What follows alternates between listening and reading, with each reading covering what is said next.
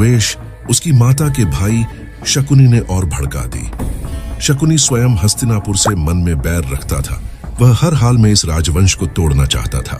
शकुनी और दुर्योधन ने पहला बड़ा षड्यंत्र रचा, लक्षागृह। उन्होंने मोम, घी, लकड़ी और ज्वलनशील पदार्थों से बना एक सुंदर महल बनवाया और पांडवों को वहां रहने के लिए भेज दिया। योजना थी रात में उस महल को आग लगाकर पांडवों को जला दिया जाए, परंतु विदुर को यह षड्यंत्र समझ में आ गया। उन्होंने गूढ़ संकेतों में पांडवों को सावधान कर दिया।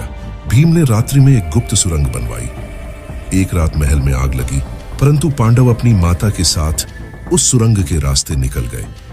बाहरी लोगों को लगा कि पांडव जलकर मर गए, परंतु वे भेष बदलकर वन में इधर उधर घूमने लगे।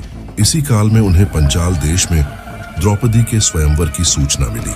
राजा द्रुपद ने अपनी पुत्री द्रौपदी के लिए एक कठिन परीक्षा रखी थी।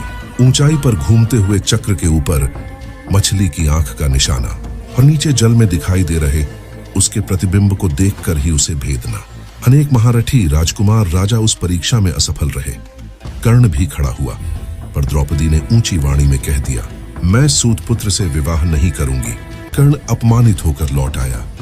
अंत में ब्राह्मण वेश में बैठे अर्जुन ने धनुष उठाया, एकाग्रता से जल में प्रतिबिंब देखा और एक ही बाण से मछली की आंख भेद दी।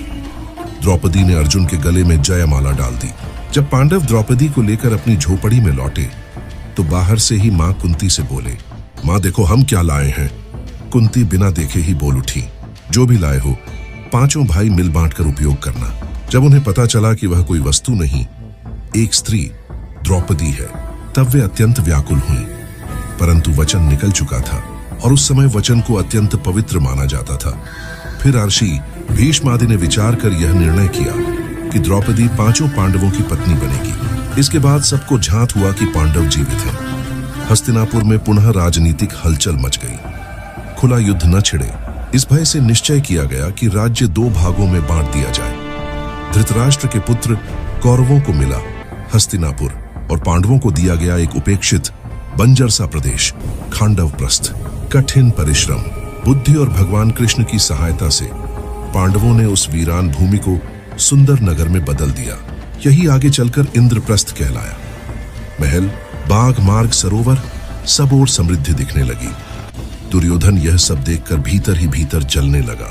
इंद्रप्रस्थ में युधिष्ठिर ने एक विराट राजसूय यज्ञ किया। समस्त राजा, महारथी, द्रोण, भीष्म, कृपाचार्य, दुर्योधन, शकुनी सब आमंत्रित थे। वहां माया सभा थी, जहां फर्श कभी जल जैसा प्रतीत होता, कहीं जल पत्थर जैसा।